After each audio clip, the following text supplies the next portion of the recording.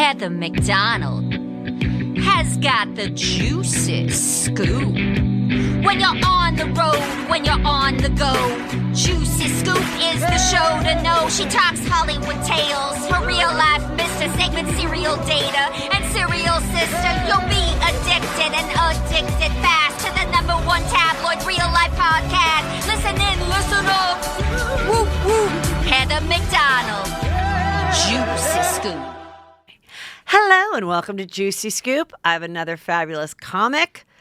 Brad Williams, you have done it all. You have a special coming out. Yes. You've been everywhere. You have a million shows. Yes. Welcome to Juicy Scoop. Your first time on Juicy Scoop. I'm popping my Juicy Scoop cherry, and I'm very excited about it. A bunch of my friends have done it. I've heard it's great. This is a lot like the first time I had sex.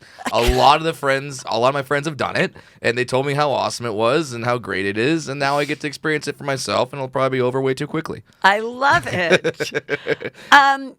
Now, I mean, a lot of people, you're very recognizable. A lot of people know you. You've had several specials. Yes. You have one coming out December 21st that you can watch on Veeps. Veeps, a brand Explain what Veeps new is. service. And before you say, like, oh, I don't have the money to pay for another streaming service, it's okay. Veeps, you go on there. It's specifically for concerts and comedy specials. A lot of bands do it. It was started by the Madden brothers from Good Charlotte. Oh, and cool. So let's say you want to sit in your jams and be on the couch and watch a concert. Great. They got a lot of concerts, but they also have comedy specials. I've got one. It's called Starfish. Came out on December 21st. Why did I choose that date? Because that's the winter solstice, the shortest day of the year. Get it? Okay. Marketing. Yes. Marketing. Shortest day of the year. It's not a short special, though. But yes, really happy for it. And go to Veeps and Veeps.com/Brad Williams and watch the special. And when you get it, the money doesn't go to a very large corporation. No, money goes to moi. And that helps me raise the Asian dwarf baby. I say Asian dwarf baby because I'm a dwarf. My wife is Asian. We made a kid together. Asian dwarf baby. So yeah, I don't know if it's a kid how old is she? She's gonna be 4, and yeah, she's 4 on January 13th, and I'm digging it. I like this age. She can talk, she can laugh, she can respond, she can tell me that she doesn't like something, which happens all too often. Yeah, and it's fantastic. So I'm really enjoying being a dad right now. It's That's great. so awesome. Yay! I didn't know if I'd like it. I didn't know. Like. I thought, most comics were very, or let's be honest, narcissistic, and we're into ourselves and our careers and everything like that. Don't have time to put someone else first, but I'm digging the whole when I come home. Like when I come home, let's watch Bluey. Great. Yeah. We're gonna do that. We're gonna sit on the couch. I'm gonna have a tea party. It's great. I love that part of it where I get to be the sort of pseudo-celebrity on the road and then come home and I am nothing. I'm just dad. It's great. Now, right before we started, you said that you have a nephew that now knows that his uncle might be a little bit known. How old is he? He's 9, and apparently some parents at his school are letting their kids watch my stand-up, which I don't advise. I'm not going to curse too much on this pod, but in my stand-up, not something that a 9-year-old should consume. I'm doing theaters now. You can get all my dates at bradwilliamscomedy.com, and theaters don't check IDs the way comedy clubs do. So there's a lot of parents that bring their 11-year-old, be like, yeah, this is my 11-year-old. He loves your stuff, and I'm like, he shouldn't. No, I'm talking about things that probably morphing his brain. But some of the kids in his school showed him a clip and said, oh, look at this funny comedian. And he goes, that's Uncle Brad. And everyone's looking at him like, Uncle Brad? What? And so now he FaceTimed me last night, and I got a whole bunch of autographs that I got to do and photos. And I'm basically doing a cameo service for my nephew where I'm like, all right, hey, Barry, what's going on? It's comedian Brad Williams, uncle of Liam. And, just doing the whole thing. So it's interesting. He's finding out and he's seeing videos. He has checked out my Instagram now. Where does he live? I'm not going to give away that information. But I mean, not in all good. Not in this neighborhood, or not. Not in LA. Okay. But LA adjacent. Okay. So okay. people are into the show business thing. Got it. And yeah, he is getting a little bit of popularity from it, and I'm fine with that. I'll help the kid out. I'll do all the cameos. I'll wish little Aiden and Jaden and Caden happy birthday. they're all these Aiden, Jaden, Caden, Saden rhymes. It's madness, but I'm stoked for it. I like the fact that my nephew now, like, oh, that's what Uncle Brad does. Yeah, I go up in front of the hundreds, sometimes thousands of people and act like an idiot. It's great. Well, I had a similar story, but it's like the opposite. Oh, no. So my son is a junior at ASU. Okay. And one thing Sun Devils. I do Right on. for my, so the other day his friend called him that he met in college, knew in Sure. college. And he goes, dude, I came home to my mom's house and I'm like, why is Drake, that's my son's name, why is Drake in my house? Yeah. And he had our Christmas card. And he's like, wait, how is this? Well, my Patreon people get a Christmas card from my family. Okay. And his mom is a fan of mine. Oh. But he had no idea that his friend that he met in college has a mom who's a stand-up that his mom follows. Oh, wow. And so he's like, why the hell do you know this guy that I golf with at ASU, Mom? Right. And she's like, oh, you're friend with Drake? That's Heather McDonald's son. Oh, my goodness. Yeah, that's a whole It's a whole thing. nother generation Yeah, now. Yeah. It's pretty amazing because I've heard interviews with like rock stars, like huge rock stars that I love, and they talk about their kids like, oh yeah, my dad's in Metallica. I'm like, your dad's in Metallica. That's madness. Yeah. Why aren't you like doing cartwheels every day? But it's just no matter who it is, it's just like once I'm not. I'm Uncle Brad. It's no big deal. Most of the time the family, people come up to my wife all the time like, oh, is he funny all the time? And then my wife will just roll her eyes like, tries to be, like, tries it. That is so great. it's just like it's just the normal. Like it's just. She's around it all the time, so it's not really special to her, and I'm sure Metallica's kids are around it all the time. It's like, yeah, Dave Grohl comes over sometimes, whatever. And it's like, Dave Grohl comes over! Ah! Like, I'm freaking out, and now I'm sure your son's just like, oh, wait, that thing that I thought Mom just did in the basement? He Now he knows. Now he knows. They've known for a while, but... Okay. Yeah, but they didn't really like. Now they're adults, so they're like, Yes. my one son's a senior in high school, the other one's a junior in college. Okay. So now they're part of it, and Yeah. they even read the mean stuff too, which is kind of no. funny. It's kind of funny. Do they laugh at it or do they take it personal? No, we kind of laugh at it. Okay, good. Because I'm like, God, some of these people are really funny. Some of these people that hate me are like fucking hilarious. Sometimes they're good. Sometimes I see a joke about me and I'm like, all right, that one was actually solid. That's the thing. People ask me all the time, like, oh, do you like dwarf jokes? Do you hate dwarf jokes? And I go, well, I built a career on it, so kind of like them. But I just don't like bad ones. Yeah. Like if I post one more tweet and someone puts in the comments, that joke came up short. You think you're the first guy to ever write that? Oh, I came up short. I had Method Man tell me one time I came up short. Cool your jets, all right? That's not an original joke. But if you come up with an original one that's like, holy crap, I've never heard that before, I'm all about it. A fan said this the other day. It's not really a joke about me, but I looked at it like, this is genius comedy. I always refer to tall people in my act as reachers. I call you guys reachers because let's go to the supermarket, you'll find out. And you guys are reachers. And I had a fan. I have to be very careful when I say this word. You will understand in a second. He said, no, you should refer to tall people as biggers. With a B, hard B, biggers. And I was just like, that is so funny. Oh, my God. Oh, all these biggers out there. Like, that's hilarious. So I'm actually going to take that one from a fan. But very rarely does that actually happen. What is the proper name? For tall people? Average size? I call them talls. Yeah. Reachers? Yes. No, like, what do you... for me? Yeah, because, I mean, it's like... Is it little people? Yeah, is it dwarfs? yeah. What do you prefer? Dwarf or little person are the ones that won't get you in trouble. Midget's the one that gets everyone in trouble. Don't say that one. Me personally, I'm all about intent. I'll tell you this story. I was in Odessa, Texas, and I did a show. And during the show, there was a guy that had to be kicked out of the club. When the For show, being an asshole, or being too drunk, or yeah, both? all. Okay. All the above. Because and I'm sure you've gotten this. Sometimes you get people, they're yelling stuff out, and you slam them a couple of times. But then when they keep going, it's like, okay, now we can't keep doing this. Yeah, you're like you're ruining it for everybody else. Exactly. Yeah. So we had to kick him out.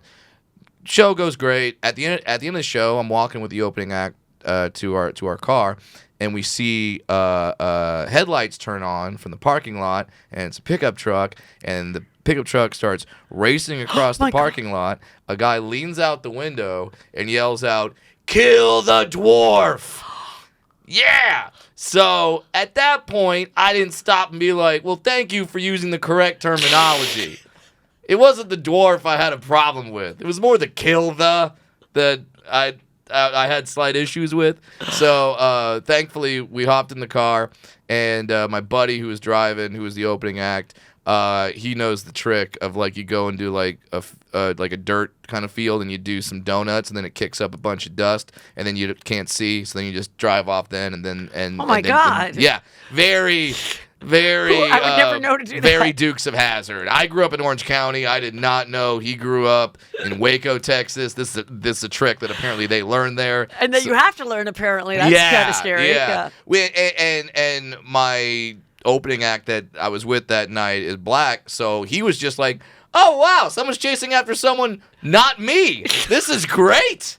Like I can't, like, if the car had caught us, the guy would have been like, hey, we're not here for the black guy, we're here for the dwarf, which is like, oh, he would have been so relieved. Oh my gosh. Okay, yeah. So you grew up in Orange County. Yeah, Orange County, California. Tell me a little bit about your life, siblings. What's your story there? First of all, only dwarf in the family. So when people be like, oh, so your father and mother? No, you don't drive down a street in Fullerton where we're from and say, where did Brad grow up? Oh, it's the mushroom with the door in it. Like, that's not the case. Dad. So did she know? Yes. Before she gave birth. Yes. Okay. Yes. But fun fact. Yeah. Our doctor did not tell my mom that I was going to be a little person. They knew. But they didn't. The doctors knew. Yeah, doctors knew, but didn't tell her for a while because doctor, strict practicing Catholic, thought that if he told her that your son's going to be a dwarf, that she would end the pregnancy. Yeah, end it. And so he didn't want that to happen. So he waited a little beyond. So it was like third trimester, but they knew before. Fun fact: medicine. And how did they tell her? And yeah. And how was that? What was the reaction? Where are you in the family? What child? I'm the baby. We're the Cleavers. It's mom, dad, sister, brother, and dog. Like, that was growing up. That's what it was. And I was the baby in the family. And so they told her, yeah, your son's gonna be a little person. And my dad, awesome dude that he was, he started going to these meetings that are LPA meetings, Little People of America, and he would just sit in the back and he would listen to all the little people gripe and while what his wife is pregnant. Yes. Okay. And just like, okay. And then one day he stood up in a meeting and he said, hey guys, I've been coming to a few of these meetings. You guys are just really angry. You guys are just very mad, and I'm about to be a father of a little person. Is there anything good? Is there anything good? Or is this just all suck? Is there anything good that's happening? And one dwarf came to my dad and said, yeah, everybody remembers you. Everybody remembers you. Everybody knows your name. And now it's kind of interesting that I'm in a stand-up comedian, because when people see me, no one just goes, oh, yeah, that guy, the white guy, he has the... No, everyone just goes, oh, yeah, the midget comic. And everyone knows who you're talking about. And I'm fine with that. I'm totally fine with that. So it sort of came full circle that way. And so how old were your siblings were you when you were born?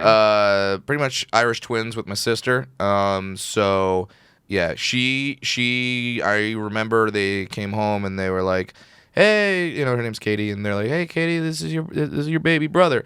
And then the story goes that she burst into tears and was like, put him back. It was like very angry.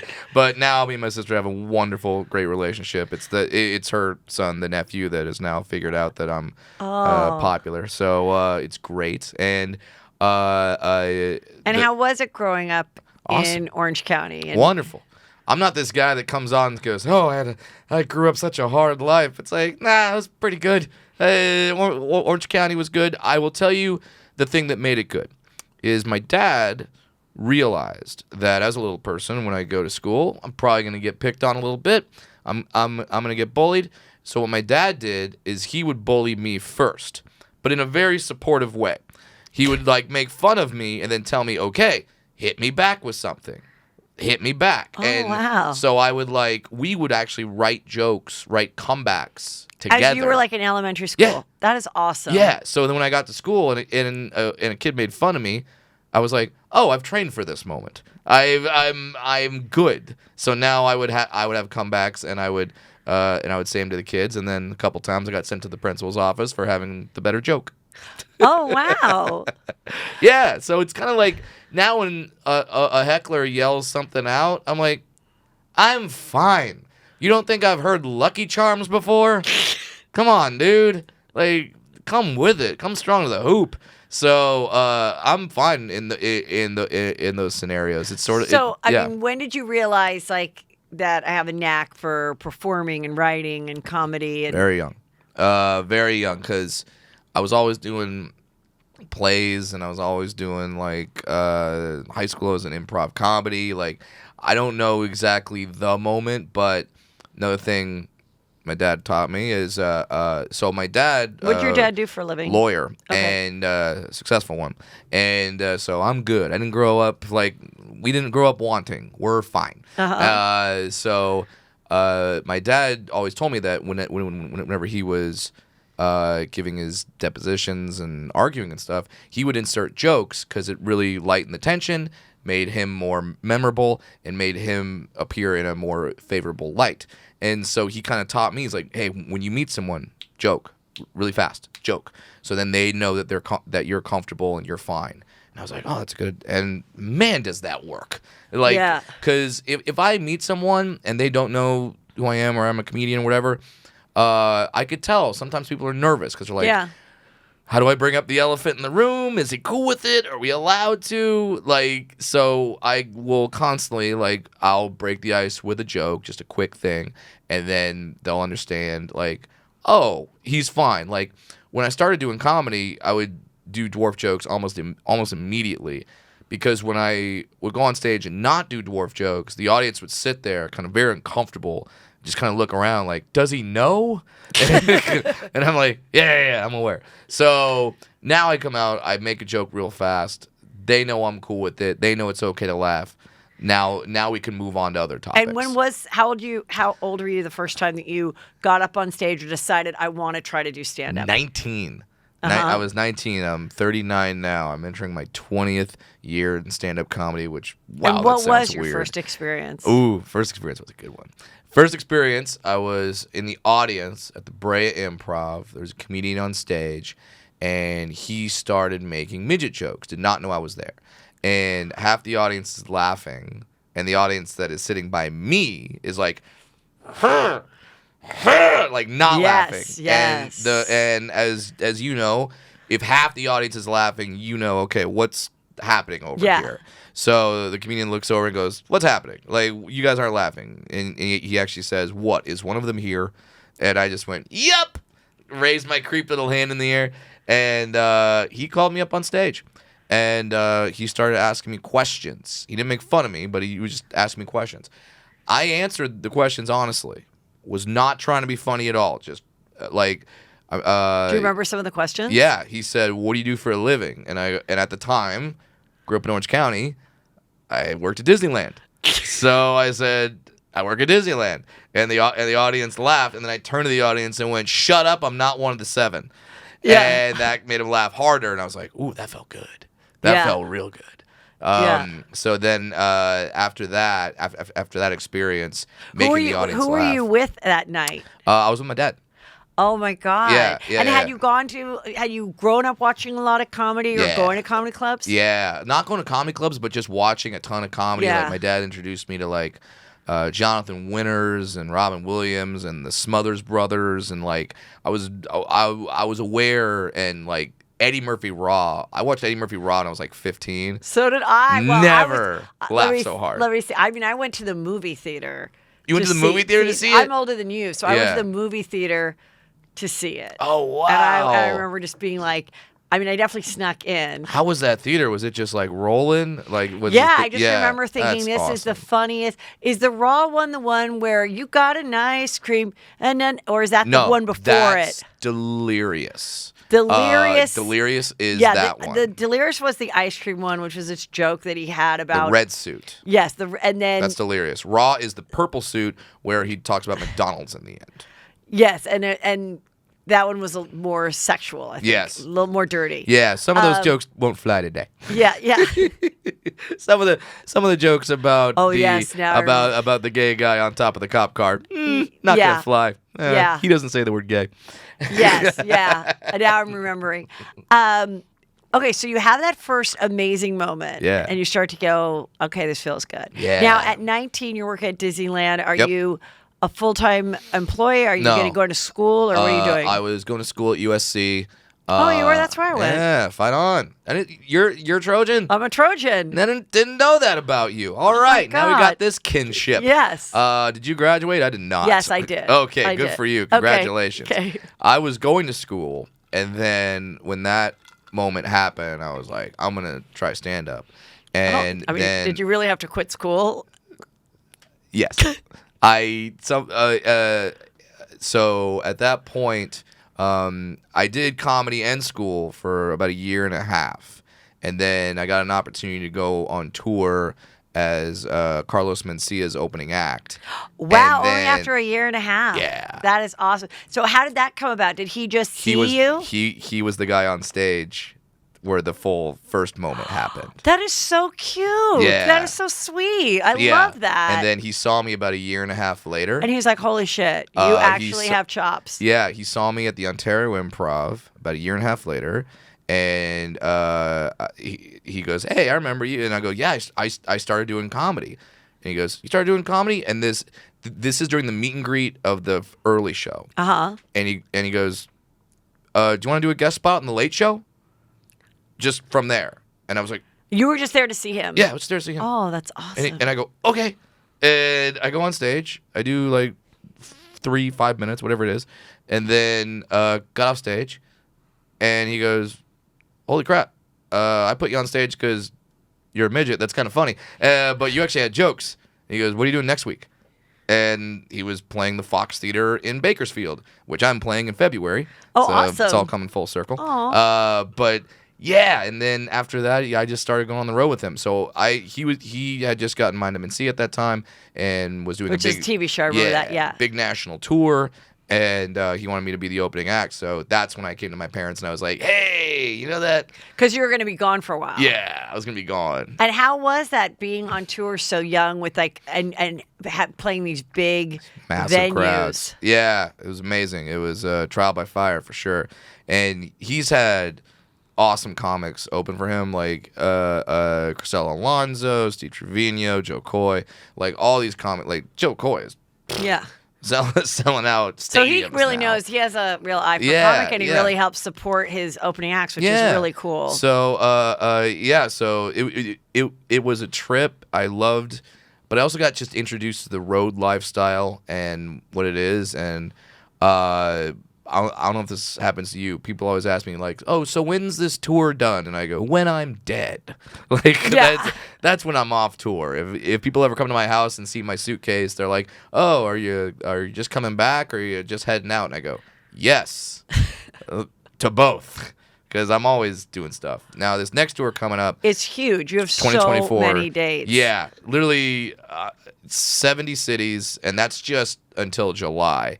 And now we just announced some more dates. We're gonna announce some more dates. And now, what's the deal when your agent calls you? Do you turn anything down? It sounds it's like hard you don't. To. It's like I come from a point where when you were the opening act or when you were starting off, it was like I didn't know. I was working one night. I didn't know when the next night was that I was going to work. So you said yes. You say yes to everything, and then it's really hard for me now to turn down work because I still have that mentality. And especially, like, I remember driving from L.A. to San Jose to do the San Jose Improv, to do a middle spot for a different comic. I made like $400 for 2 shows, and then I drove back that night because the club didn't get me a hotel. So that's 6 hours up, 2 shows, pound of Red Bull, 6 hours back, $400, $100 was on gas. So, like, I remember that. Right, So of course. when I'm coming from that, and then they say, hey, they want you to play the whatever theater, they want you to play Terre Haute, Indiana, and I say, okay, I've never heard of that, and they tell me the amount of money, I go, cool, we're doing it. And then thankfully Terre Haute showed up, and they sold out the first show, so we got a second show there. But awesome. 70 cities. We're gonna announce. We're gonna announce now, more countries. Do you bring? Oh, you're doing other countries. Yeah, where are you going? we're gonna go to Australia. We're gonna go to. Have you ever been there? Yes, I've done comedy there, but I'm going back now, and we're gonna do England, and we're gonna do a tour of the UK. So yeah, all gonna be next year. So I really love my wife and kid. I would like to see them in the year 2025. So see me on this tour. 2025, I'm not gonna be going out that much. That's the plan. Yeah, so I'm gonna be home more because I'm really a big fan of my wife and kid. I'd like to see them more. Now, in your growth of becoming a stand-up and being so recognizable. Thank you for saying growth as a dwarf. I never hear that. It's so nice. Woo! Getting the vapors. Okay. What Thank are you. some Sorry. like TV things that I saw you did Reno 911? Yeah, Have you been offered through the years when people like us were getting development deals? And what's your sitcom and anything like that? Yeah. Most of the stuff that I'm doing, I always really just focused on comedy. I got to do some amazing stuff. Got to do, the Reno 911, It's a Wonderful Heist Christmas movie. Got to do my absolute dream job. I don't know if a gig will ever be better than this. I got to work with Christopher Guest on a movie called Mascots, which is on Netflix. And I did a scene with Fred Willard. Oh my God, how rest in amazing. peace. And he's just... Now, if you're familiar with how Christopher Guest movies work, they are improvised movies. And you have a basic outline of the scene. They say, all right, it starts here, it ends here. Same with Reno 911. Yeah. Same thing. Very similar. Same with Curb Your Enthusiasm. And that's how Christopher Guest works. And I was like, cool, I'm going to improvise a scene with Fred Willard. And at the time, Fred's may have been in his either late 70s or early 80s. And I go, okay, so I got to carry this scene. I got to be like the energetic one because Fred's older. Nope. Fred was so over the top that if you watch the scene, I tone it way down, and I'm playing the straight man because I'm like, oh, Fred's the crazy one, and because he's a damn genius. And shame on me for thinking I was gonna steal the scene from Fred Willard. No, not a chance in hell. Genius man, even nicer human. I met him at some stand-up charity thing, and he was so sweet. What a sweet man. So, that was the dream gig. There's a couple other acting gigs that have come and gone, but for the most part, and I especially learned this with the strike that just happened, I like being a comedian. I like being in charge of my own stuff. I feel like if you're funny, you'll always work. Will you work in the ways necessarily that you want to? We never get what we think we deserve, but you'll work. If you're really good, you'll work. I don't want to be determined on a casting director somewhere to be like, yeah, that's what we need.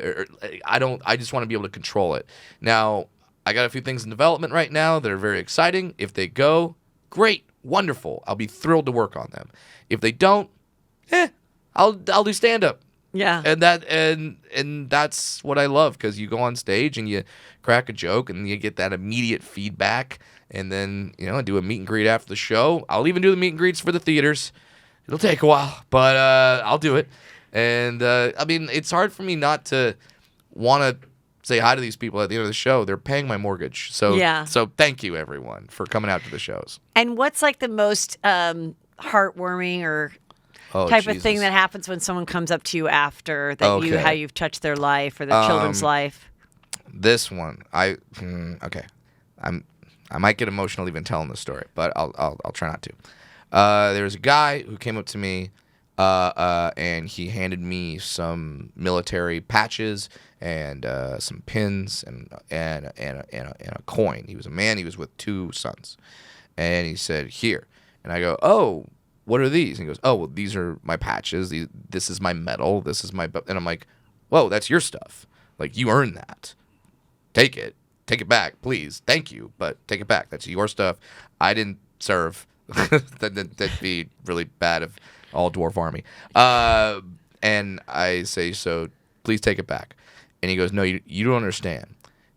These are my sons.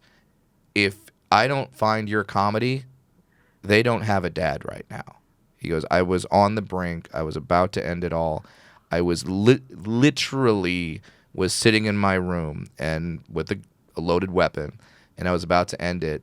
And randomly, your stuff came on Pandora, and I laughed. And that was the first time I laughed in forever. And I put the gun down, and I kept listening to you, and I kept laughing. And that's when I thought, yeah, I can keep going." And he's telling me this in a line, and I'm just like, I have like chills all throughout my body. That is so amazing. Yeah, I've heard stuff like that. That's when someone comes up to you and says stuff like that. There was I did the Montreal Comedy Festival, and there was a little person there who came up to me in the hotel, and he's like, "Brad Williams," and he comes up to me and he says, "Dude, I just gotta say, thank you so much. I started doing comedy because I saw you do comedy and I heard it and I started doing comedy." I was like, "That's awesome." And he goes, "Yeah, and this year is my first year at the Montreal Comedy Festival." And I was like, "Oh, damn. Like, he got accepted into the festival and he started doing comedy from watching me do comedy." It's like, that's when things really, that's when it puts in perspective. Like, oh, I'm just doing this. Because it's like anything else. It's a job. Seeing an image of yourself on TV or in a profession that you didn't normally see an image of yourself doing. It's a really important, and it makes you go, "Oh, well, that person looks like me, and they're a doctor, or that person is, a comedian or important. Acting, or so why shouldn't I be able to do it now?" Exactly. So, yeah. And those are the things that really get me when I go, "Oh, it's not just me on stage every night telling jokes." Now, when I think back to my heroes growing up, your Robin Williamses, your Jonathan Winters, your John Elway, throwing a sports reference. The way I looked at them, now someone can be looking at me that way, and that's a lot of pressure, a lot of responsibility, but then also a great motivator because you don't want to let them down. So I remember being like 10 and watching Eddie Murphy on like a call-in show, and he was already, somewhat famous but young. Yeah.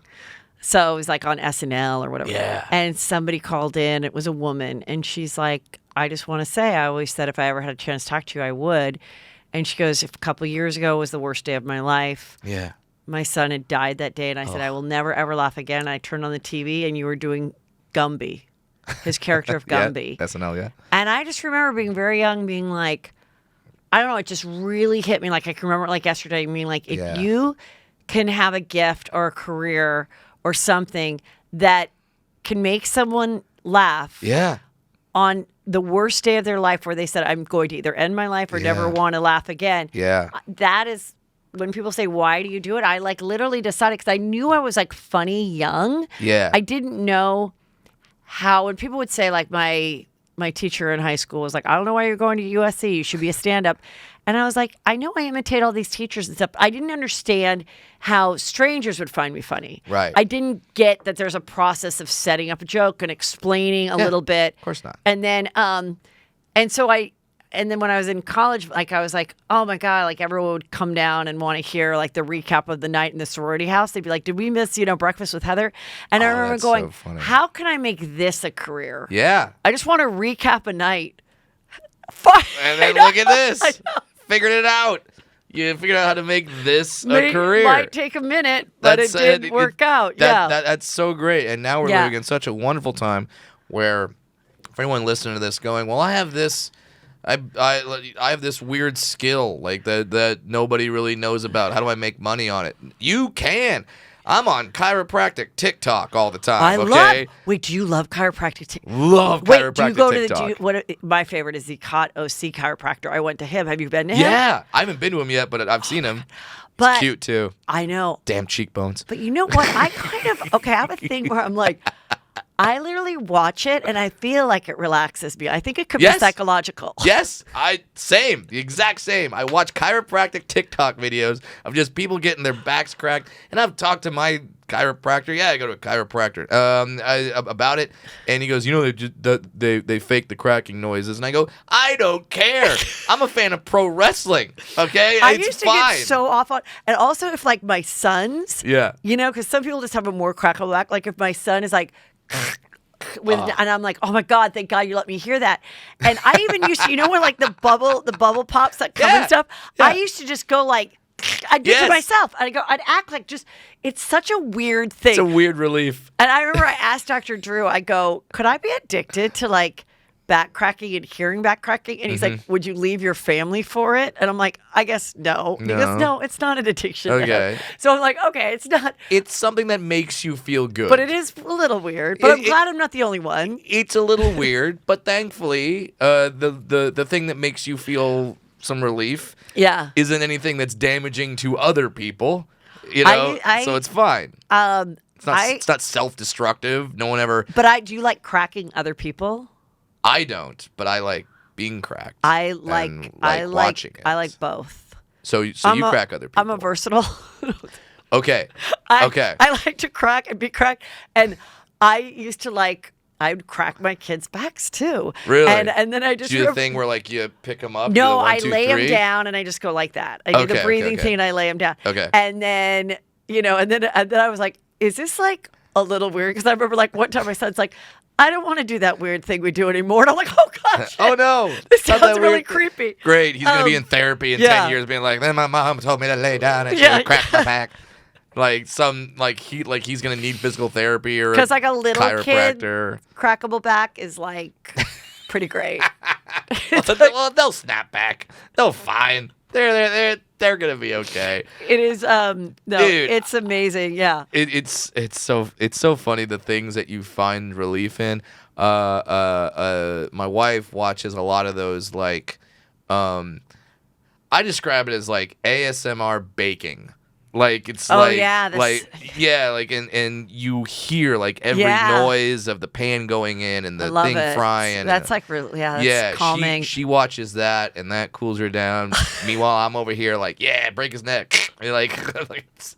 And once someone explained to me, because the first time I got my back cracked and someone they did the neck thing and I'm like I died, right? Like I died. Yeah. My head popped off. And they're like, no, it's literally impossible to do the thing that you see in the movies. Like it cannot happen. Like the amount of force that has to, and they did the whole thing. I'm like, okay, I'm good now. Like once someone explained to me that all the Chuck Norris movies I've watched where he just goes hurt and like breaks a neck, he goes, that's not real.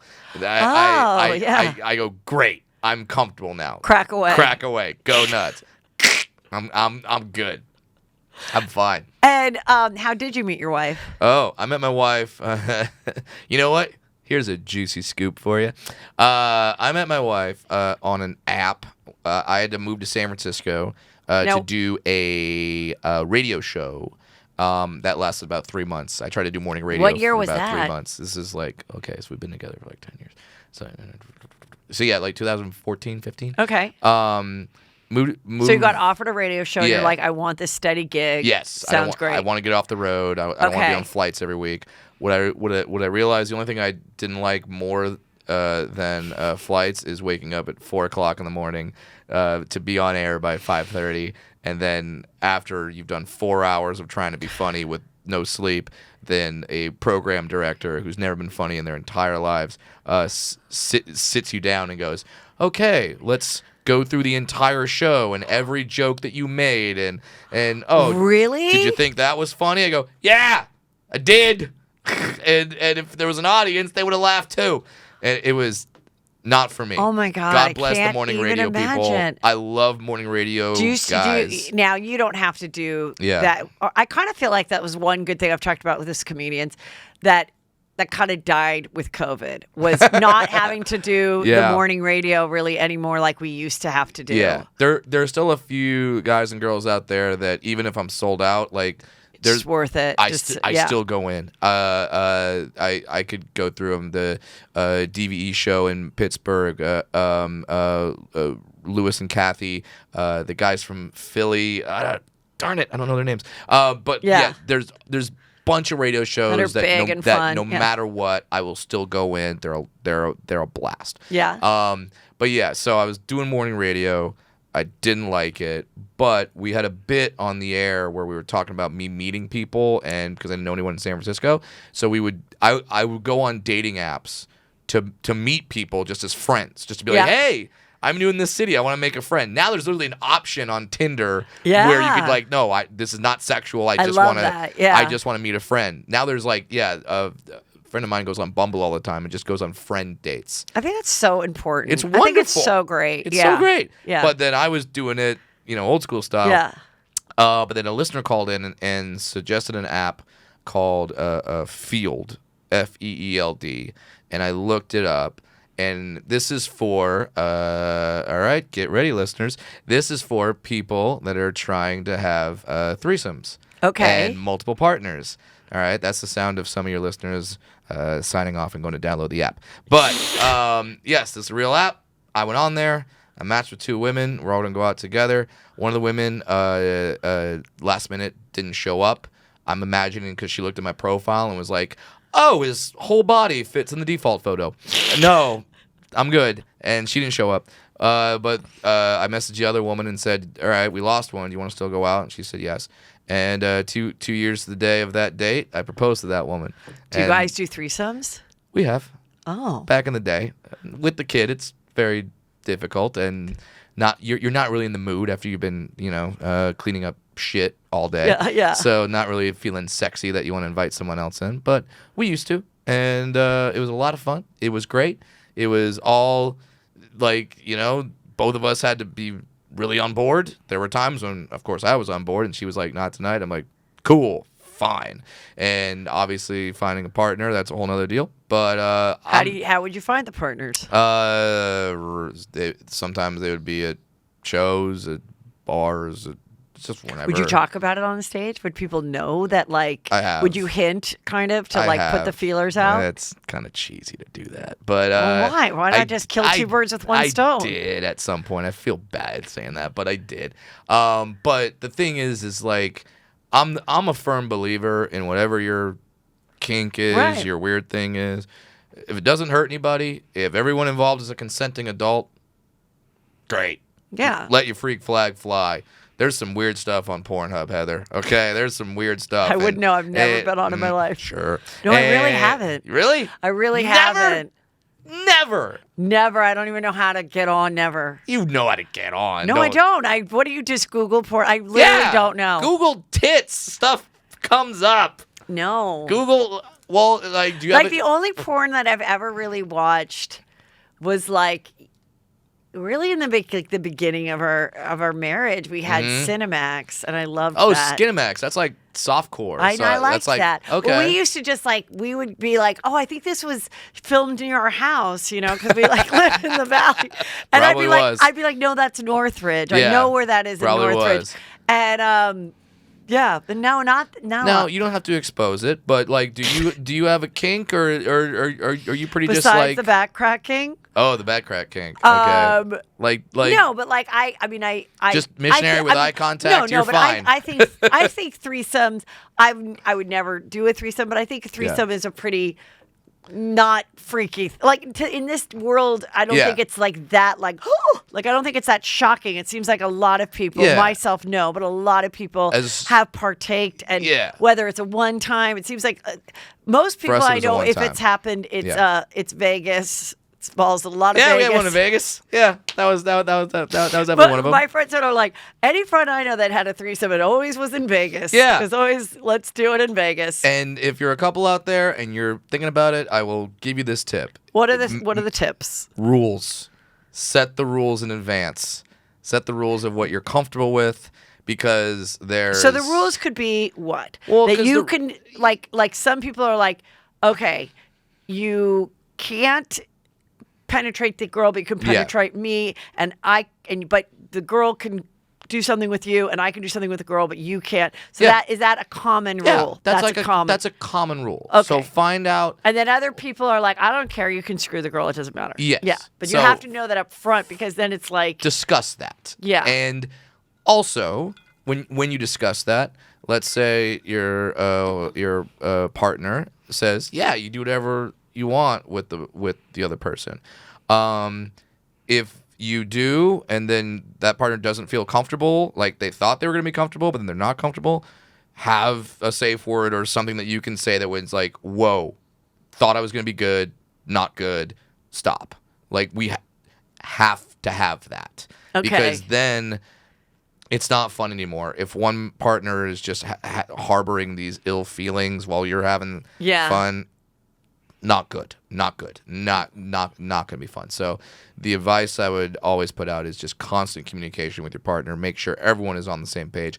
Also, be on the same page for what happens afterward.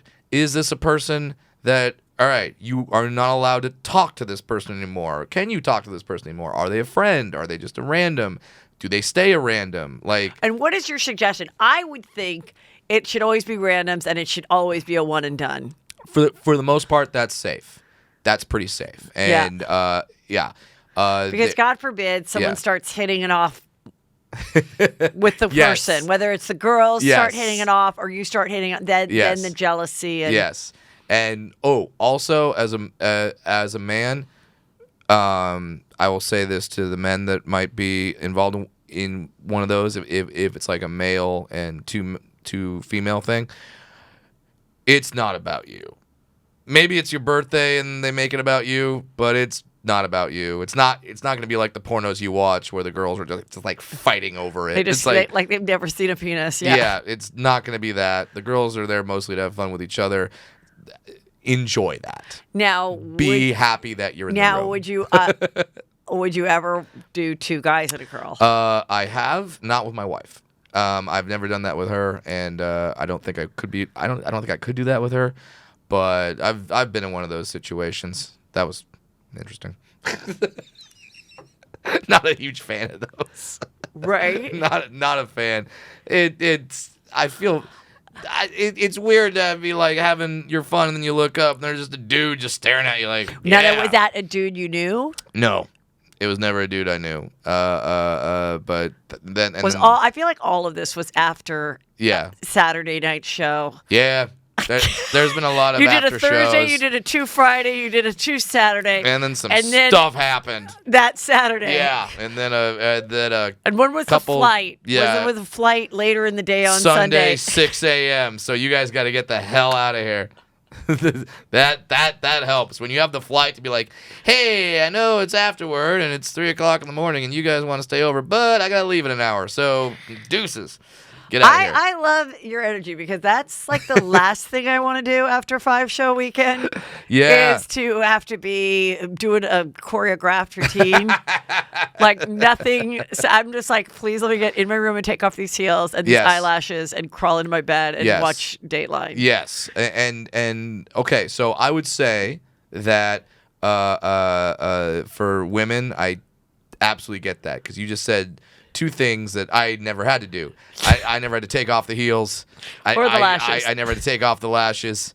So, like, get the face off. Once you add that step in I just come in and I collapse on the bed and I'm good. Yeah. You know, so yes, once you add those steps, I could totally see why you're just like, no, I'm tired. I got more. like the show is done, and then there's a whole process to get ready for bed. So I totally get it. Totally understand. Okay, so I love it. So you have this special. Yep. Now, when you do a special, how many Starfish. specials have you had? All right. I have 2 that were on Showtime, then were bought by Amazon Prime. You can still watch them there. They're called Fun Size and Daddy Issues. They're on Amazon Prime. Watch them. One on Netflix. That's called the Degenerates. That's a bunch of comics saying X-rated stuff, and we all do about a half hour. So technically three specials. This would be my 4th. And once like you tape your special, are you one of those comics that are like, I will never say this joke again for the rest of my life? If someone calls it out during a show, I'll do it. I'll do a jukebox. Like a bit, yeah. Yeah, there's a bit I do about how I hate it when guys pee at the short urinal, because that's my urinal. Like, you don't think it's mine. Back away from it. Yeah. There's a bit I do about that some people call out. Yeah. I did a military joke about an experience I had on a Black Hawk helicopter where a guy had to throw me in. Dwarfs don't like being tossed. Don't do that. But sometimes people call those jokes out, and that's fine. I'll do the bit. Yeah. If it makes you happy, great. There's a bunch of people in the audience that probably haven't heard the joke before. Yeah. Fine.